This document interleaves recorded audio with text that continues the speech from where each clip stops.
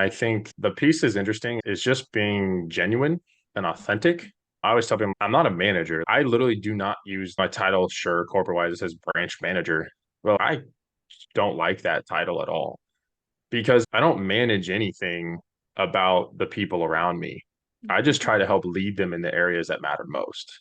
If I'm not growing constantly, then my capacity can't accept more.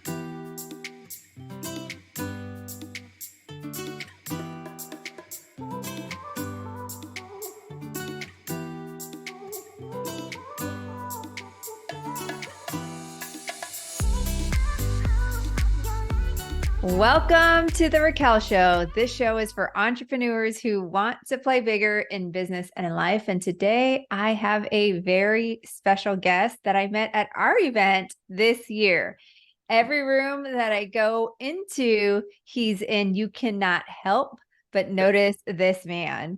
What impressed me the most is what he does on a totally different level. Some people will say that they're a realtor, an online entrepreneur, a loan officer, but my guest today could have said the same thing, but he found a bigger purpose. While most would see him as a mortgage professional, his IG bio says he's a financial strategist, an opportunity orchestrator, and a positive mindset ambassador. And I cannot wait for you all to hear from the lending giant himself.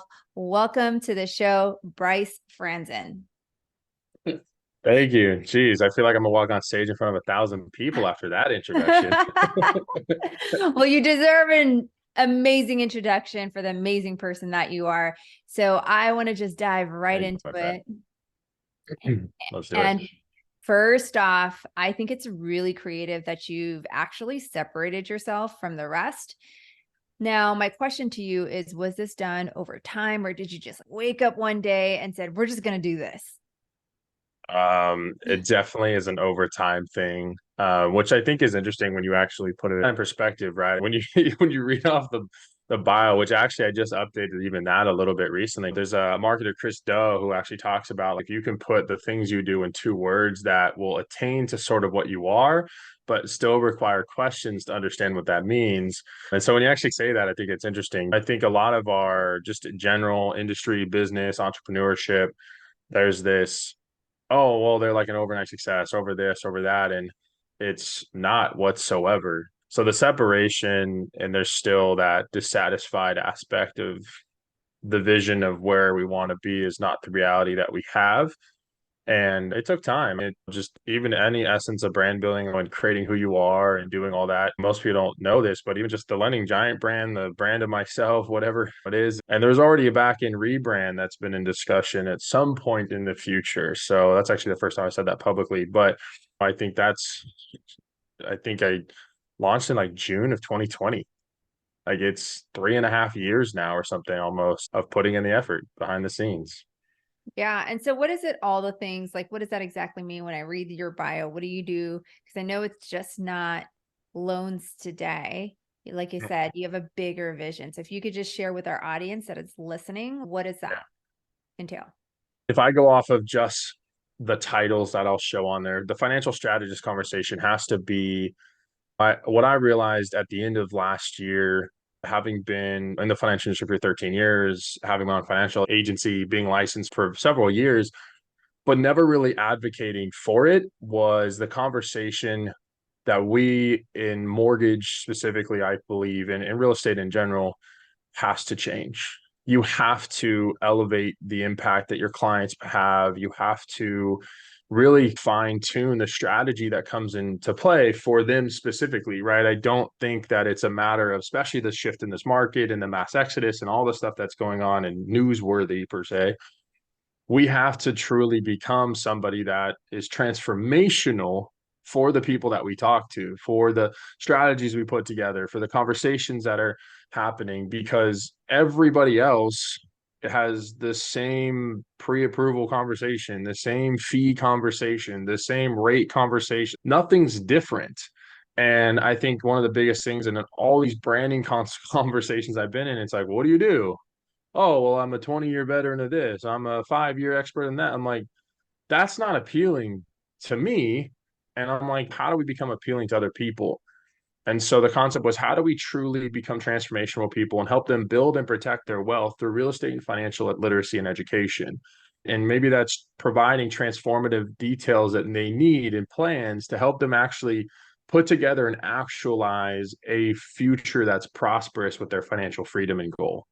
And so putting that together, I think, allows us to not be just, here's your loan, here's the rate. And so that's a big part of it. I think I've kind of come to a number conclusion. This has also been recently discussed.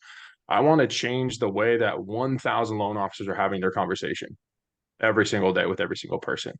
Like, I want 1,000 loan officers to understand the mission and the vision of being a financial strategist, right? And that's like my two words that I chose, and ChatGPT definitely helped. But the the opportunity orchestrator, I think, is a big part of that as well. Having the fact that when you listen and see it, now we have a team, we have our own branch, we have the agency, we have tools and resources for people inside of this space or anywhere really to have an opportunity to put themselves in a position to get to that next level. I did a story on my feed to just recently, last hour or two. I just met with a local real estate professional friend. She's a neighbor. We see each other at the gym all the time. And I want to go that next level. I'm 10 years in and I'm finally starting to put systems together. I'm finally starting to realize that if I want to grow and be that next person, I have to realize that I can be dissatisfied where I'm at. But that doesn't mean I'm blessed or not happy or go back 5, 10 years. Like the life I live now, like I've dreamed about that. It's bigger than I could have had. I said, yeah, but I don't think that's what you're trying to say. You're trying to say that your dreams and goals of where you want to go are bigger than the reality that you have now. And I was like, that was the important piece. So as an opportunity orchestrator, it's providing, whether it's helping people with their mindset and being that ambassador and understanding that negativity gets you nowhere ever, right? And so I think being able to provide people with, hey, there are different strategies you can be in play. I want to help you figure out what that opportunity looks like. My team has opportunities to help you with that. My conversations, my network, so forth and so forth. But at the end of the day, like you have to be an ambassador of that positive thinking, that mindset. And most people don't know, like my wife does, but I'm probably listening to podcasts 4 or 5 hours a day. I don't, I listen to music, but it's mostly podcasts because if anything, I can at least allow my subconscious to have that detail and that happening if I'm not intentionally paying attention. Because if I'm not controlling it, then something else is. So good and so well said of all the different things that you do. And there's nothing better when you can actually create opportunities for other people. And that's something that you do on a daily, right? And you can't do that with a negative mindset, that's for sure, Yeah. regardless of what's happening in the world, right? You do a lot of different things, Bryce, from mortgage to wealth planning, as you just said, and you lead a team of individuals. You are also a new husband, a new puppy owner. Like, how do you know what to focus on first? And we've got a lot of people in our audience, as you know, that have a lot Mm. of things going on all the time. Yeah. I mean, straight up and candidly, I think that you're one of those people that I would ask too, right? With that exact same question. But I think the more and more that things happen, it's the communication for me that has to happen with Lauren on a constant basis. And most people don't, like, people that know Lauren. She's not the person on social. Like, she likes to be behind the scenes. She's not like, she'll be there, she'll show up to the event and she'll be fun, but then she'll be the one that's okay, I'm tired. I saw people and I'm like, whoo, like I'm excited. And having these conversations more and more and more with her, screenshotting my schedule or whatever it is, that's been huge for me. Like, we know October, November, we call it Shocktober.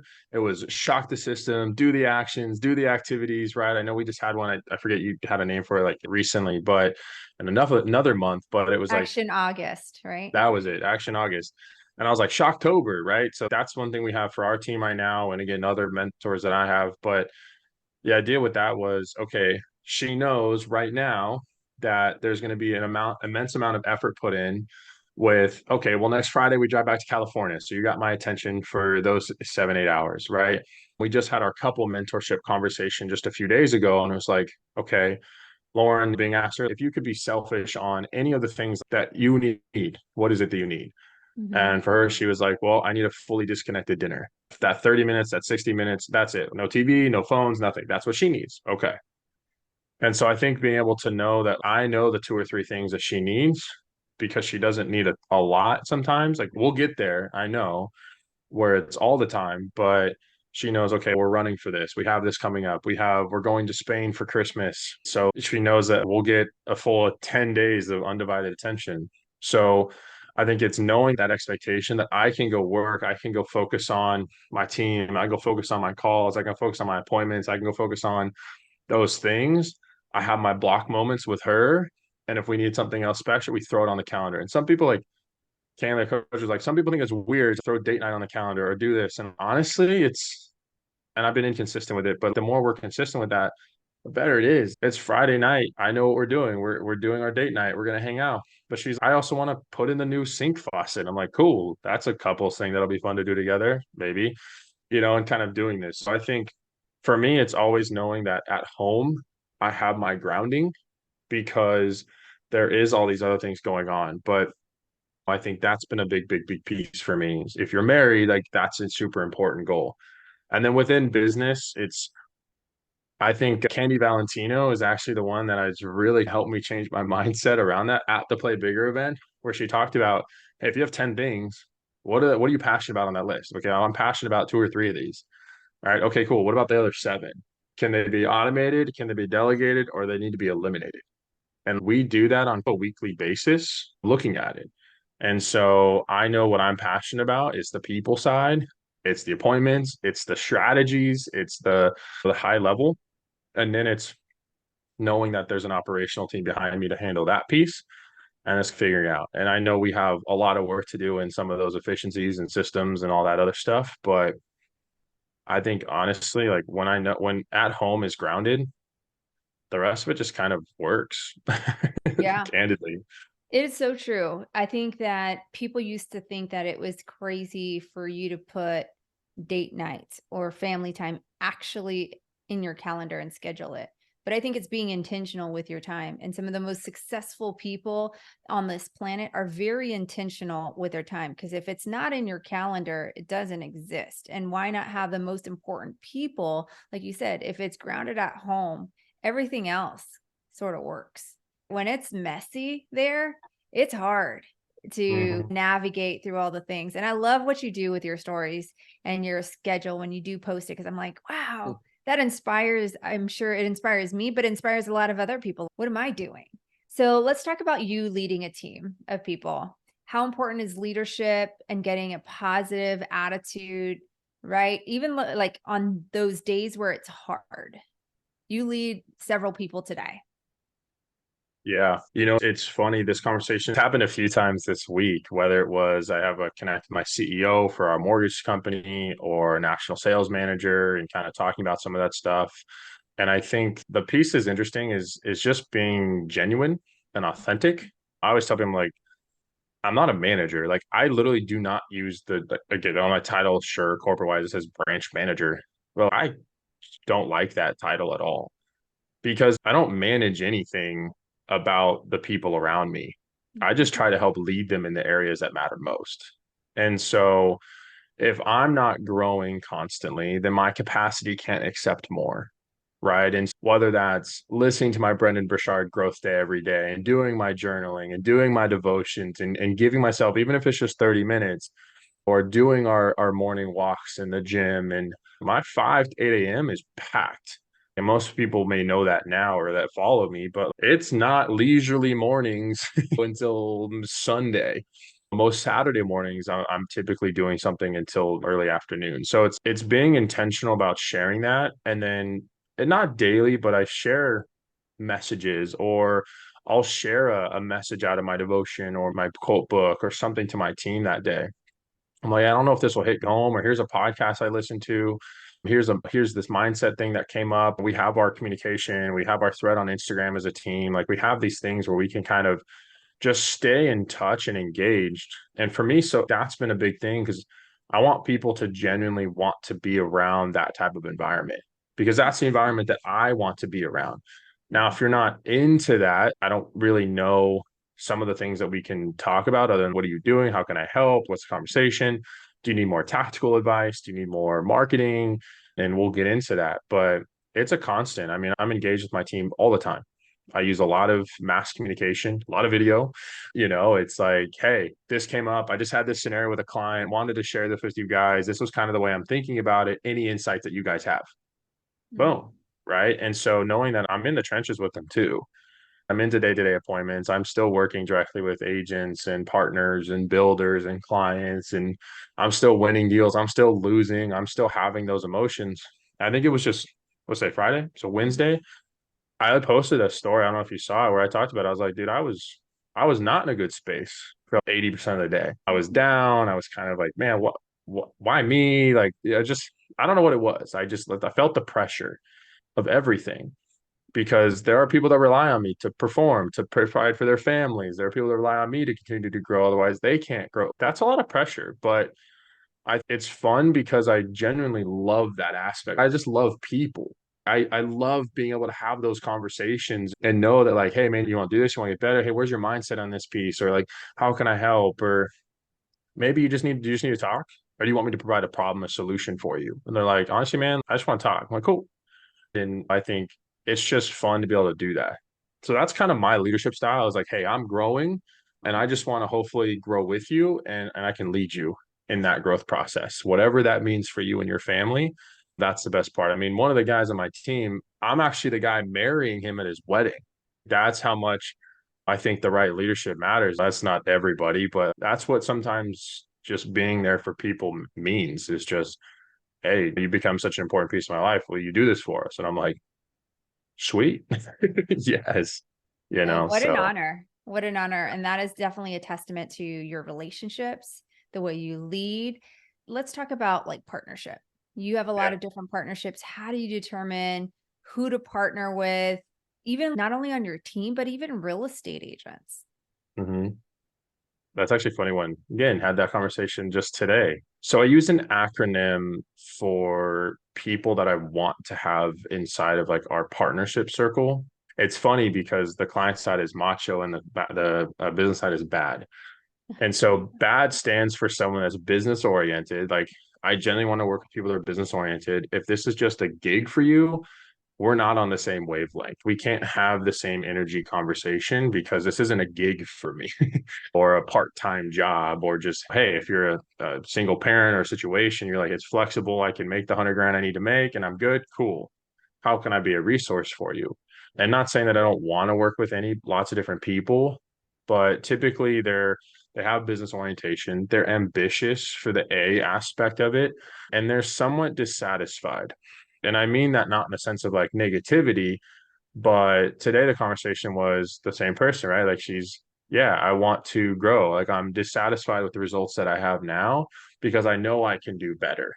Mhm. And being in those rooms, being in the play bigger environment, being in coaching mentorship and being on coaching calls with like people like Ed Milet, being in rooms of Brandon Burchard, like being around those type of environments, that's the energy that we want to work with.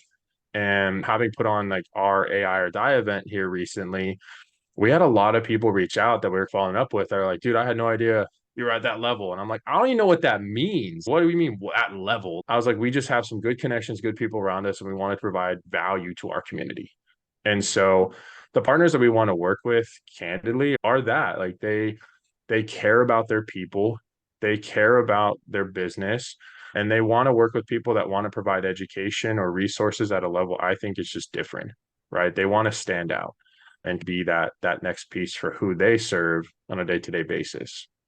I think it's just so key as you break it down and then you guys actually have an acronym. So many times I talk to people and they have no idea who they want to work with, even on a client level, let alone a partnership with an agent, mortgage, relationship, or business to business, another affiliate inside of their business.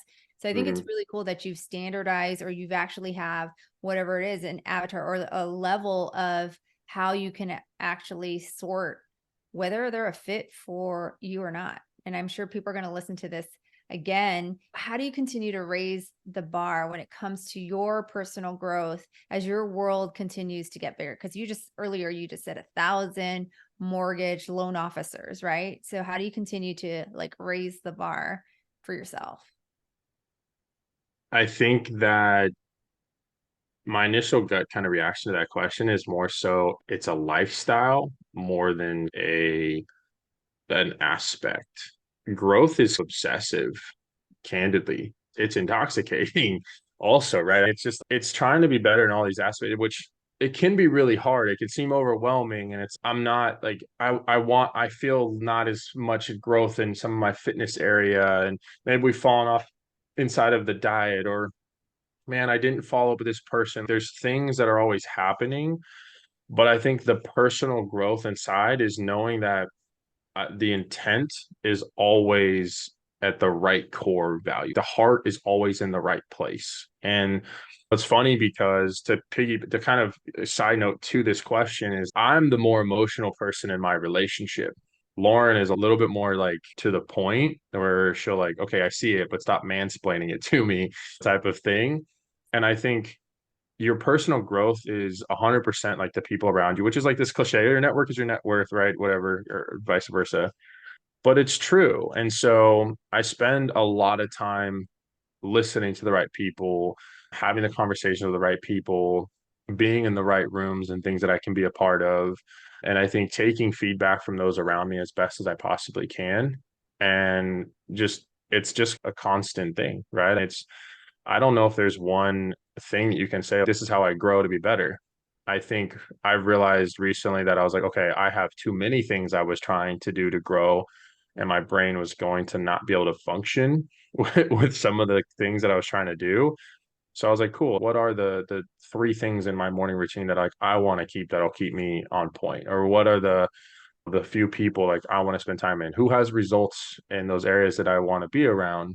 And just being very intentional about that and just loving it, like truly loving the deeper conversations. I mean, I don't mind surface level per se, checking in, how are you, how things going. That's about the people. But okay, well, what's the core thing that's going on with you, the situation? How can I help? How can I listen to Mhm. you a little bit better? I know Ed Milet talks about that all the time. Like he's just really good at making people feel like I hear you, I'm right there with you. Mhm. So the personal development for me is just a lifestyle, candidly, but it wasn't always like that. I can think back to my early 20s, right? A lot of people don't know, like I've been married and divorced by the age of 26. So there was a lot of things in my life that I look back now, I'm like, holy cow, like why did I do that? Why did I think that way? And it was a product of my environment. So I remove it. If it doesn't make me better or provide me value, I don't really want anything to do with it at this point in my life. So I think that's the intentional aspect of it. So good. You know, you said a couple things. Sometimes it's like we get into when it comes to growth is adding all these things when really sometimes it's just simplifying things. And if you want to be a master, it's actually Yeah. subtraction Yeah. versus addition. And I love how you can just narrow it down and really analyze who has what I want and where I want to grow, right? Who's actually demonstrated that piece of it. Okay, you've Yep. moved into a brand new market. And for those that are listening, I know that that is not very easy to do, to start new things in a place where you do not know anyone. How did you establish yourself in a new market? And what were some of the challenges that you had to get over? It's not easy. And it's definitely not easy in the real estate space when you transition in June of 2021 or January 2021, and 6 months later the market like came to a screeching halt. It's interesting, actually. I would say the number one way for me that transition, I didn't make it easy, but it is I don't have a value or ROI to it, but social media has been the number one thing that has allowed me any form of expansion and development outside of it. And so I think that what I mean by that is I have a really good friend of mine who's a really great person, a great real estate agent, but he loves the marketing side. And so we're starting to have that conversation. He's like, man, well, I've watched you go from this to like building this brand, having these conversations, doing this. And I'm like, I'm nothing special, I've just been willing to put in the work and like actually have those conversations, right? Like I think of social media, it connected me with several of the people on my team. It connected me with my old team. It connected me with Arjun, who's the reason I'm at All Western Mortgage originally. It connected me with you and your organization and your team. It's connected me with, I look at my list of people, I'm like, man, it's either kept me created or developed relationships that I never would have had or would have been so much more difficult to do that I may not have actually done it. A year before even making the move, knowing that we went into contract on a new build and being like, cool, I got 18, 15 months. It was, let me go engage and follow and see and observe and understand who I connect with. And one of the real estate agents that I connected with, the very first person I did any sort of business in Arizona with, has become her and her boyfriend have become like really good friends. Like she's gone through some really tough things in her life. And I've been one of the people she's called to be like, I need advice. Mhm. And that was because I saw your social media brand. I saw who you put out there. I really like it. I would love to just connect with you and collaborate and see if there's any way we can help each other grow. That was it. That is like my number one thing. If I like what you're doing, I'm like, hey, I love X, Y, and Z. I see you're doing this. I would love to connect you to and collaborate and see if there's a way that we can help each other grow or be successful. Are you open to that? Like that, you know, like take that. That's like a straight up script right there. But that's it. And I think it allows you to expand your potential exposure. And then people meet me and they're like, oh yeah, you are the lending giant. I'm like, yes, yes, I am. But and I think that's been fun. So that social media, like I can't sell social media enough of any form of building your brand and choose your platform. That's fine. Like I'm working with my buddy to help me do more email stuff, but I'm like, and to pass and like all stuff, but I'm like, my core thing has been Instagram because you can connect with on a business to business level very, very well. And Mhm. so, and I have clients, like I have a message from a client yesterday. I made a comment about we need to change this. Like these conversations have to change. And her comment was literally like, this is why we're working with you and your team because you care at a deeper level and want to provide us a service that no one else cared about. And you can connect with us like somebody else can. And so leading into that market, it's not like I've come in candidly and crushed it. I would still say 75% of my business is still California based. But at the end of the day, the relationships that have been made and the relationships that are continuing to grow are so crucial that I know for me, I'm playing the long game.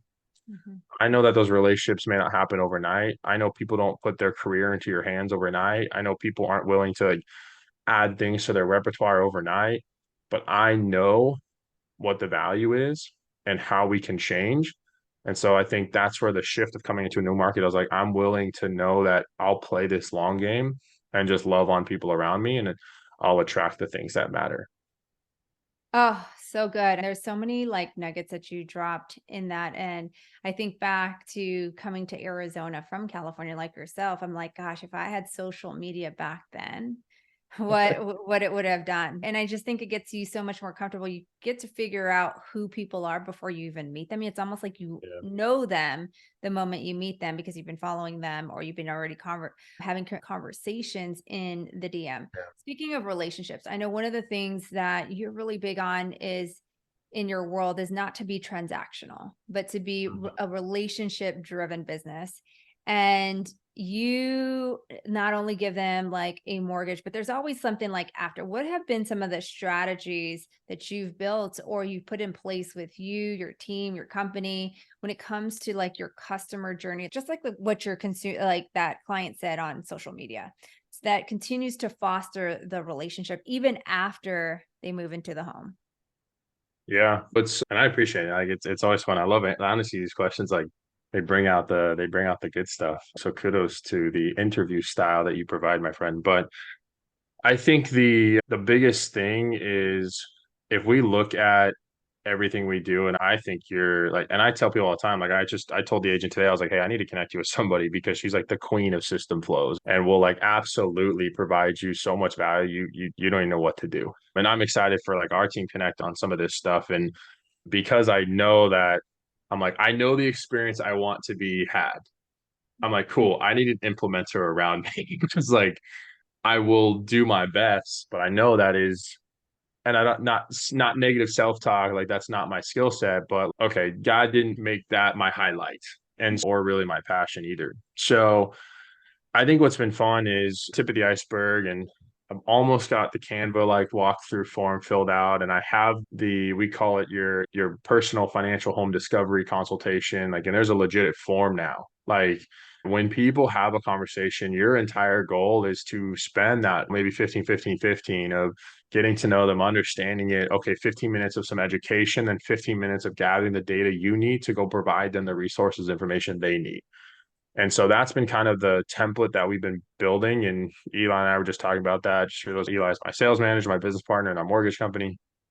But he is like the absolute just behind the scenes guy that'll just rock it. You get a pre-approval. So we were talking about some of those workflows. And my biggest frustration is I don't really care how good our post follow-up is and the nice cutting board we'll send people or the things like that's cool. And like, I'll always remember little stuff like that. Like, like your wedding gift, like that was awesome. I love that, and like getting those things. Did you get my thank you note by chance? Did it ever come through? But, knowing those things are in place, but I was like, that's still, in my opinion, still was transactional. And as a loan officer, I think the real estate side, you might have a little bit more flexibility on some of the relationship management side of it because you build a different relationship with people, especially being in person, going through homes, doing inspections, just it's a different interaction. Mhm. And so as a loan officer, we're still transactional. We're like, cool, here's this $500,000 home and this $4,000 mortgage payment. See ya. And I just felt like there was something missing with that. And so like the first thing that we do now, we're starting to really implement is immediately like part of our closing pack understanding with our clients is like, hey, we're here to provide you and continue to help you, like we mentioned at the beginning, build and protect your wealth through real estate and financial education. The number one thing we do is we offer you have the ability to have a free financial consultation. And the idea is we'll go through everything depending on the capacity of the person. Number two is that we want to provide you a resource with something that's going to protect everything that you just created. Right. And so we set up a consultation with a trust attorney that we've set up an agreement with. They're nationwide, and we provide a $400 discount for any of our clients. Right. So the idea with that is they're like, well, we can give you a referral of $400. And I was like, cool. Can I get back to the client? Yeah, of course. Sweet. So now someone can sit down and protect the fact that they now have a house. And maybe the kids are involved in that situation because kids can be put inside of a trust because things can happen. Or it's a will and it's a medical affidavit because life can happen as well. And so it was making sure that, hey, this family now has something that for most people, if they lose that income of the primary person for 6 or 12 months, it's not going to be there. Or if something happens to that person, it's going to go to probate, it's going to go to states. And we're talking like the guy that played the Black Panther didn't have an estate, didn't have a trust. So it doesn't matter what net worth you have or what level of status you may be, 7 out of 10 Americans don't have it. So let's make sure that we provide them a transformational resource to start. And then our follow up is having those conversations, knowing what they want to do for their kids. Like, are you trying to do college planning? Do you want to help your kids buy real estate? Do you want, like, what is it that you want to do? And the number one thing we've realized, core question for these people post during all of this is people are saving, investing, buying real estate, doing this because they want their time. Mhm. Everyone wants time. And it's the one thing that obviously we can't create more of. So, how do we put a plan together that will truly leverage your real estate and financial plan to create your time? Yeah. And what point is your financial freedom number? When you have the income coming in from the assets, from the investments, from everything that you need, and you now bought your time back from leverage. That is our goal at the end of it, is to give people back their time. Wow, that's powerful. Super powerful. Where can people connect with you, Bryce? Obviously, my brand online is the Lenny Giant. So we connect me. Probably Instagram's the number one way. You can find me on Facebook. I'll do some things. I'm pretty much on there, I think, at this point to be with my mother and grandmother. And then obviously you guys can find me at email or anything like that, brycethelendinggiant.com. Love it. And as we wrap up, there's so many nuggets you dropped. And so we're also going to put that in the show notes. As we wrap up, there's always one question that I ask every guest on the show is, what does Bryce do to play bigger in business or in life? Mm. I think everything that we just talked about is going to do that. The one thing I do to play bigger is just take the passion that you are given by whatever higher power you believe in, and don't play scared. Like you're here to play bigger. Don't play small.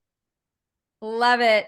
Well, I want to thank you so much for your time. We got through all the technical stuff that we had prior to recording this. Wherever there's a challenge, I know that this is a guy that will overcome that challenge in a heartbeat and find different solutions. I want to thank you for your time. I want to thank you for being on our show, dropping all the nuggets, and I want to keep playing bigger with you, my friend. Thank you, Raquel. It was much a pleasure. I'm excited.